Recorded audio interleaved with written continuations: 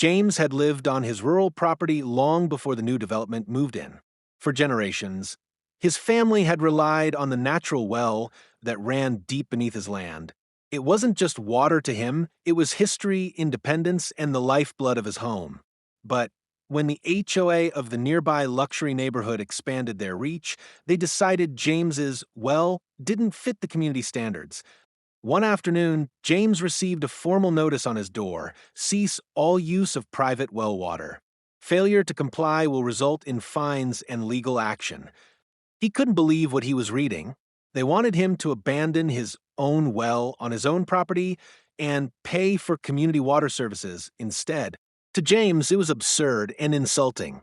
When he attended the next HOA meeting to dispute it, Karen, the self-appointed enforcer of the board, smiled smugly. "You don't get special privileges just because you're stubborn," she said. "Everyone follows the rules." James looked her straight in the eye and replied, "These aren't your rules. This is my water, and you've got no say on my land." The board dismissed him, laughing, assuming they'd pressured another homeowner into submission. But they underestimated James. For weeks, he watched them drain his aquifer without acknowledgement. Their prized golf course, lush and green in the middle of a scorching summer, was fed by none other than his well system through old irrigation lines his family had installed decades earlier. And suddenly, James realized the perfect way to send a message.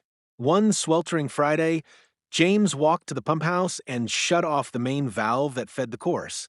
Within days, the emerald green fairways turned brown. Sprinklers sputtered dry. By the end of the week, the once pristine course looked like a desert. The HOA board panicked. Angry golfers demanded answers. Karen stormed over to James's house, fuming. "You've ruined everything," she shrieked.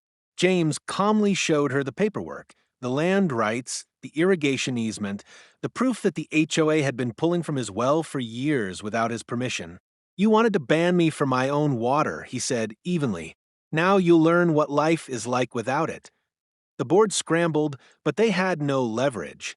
With no legal claim to his water, they were forced to truck in their own at enormous cost. Their reputation and their golf course never fully recovered. As for James, he kept his well running, his fields green, and his independence intact.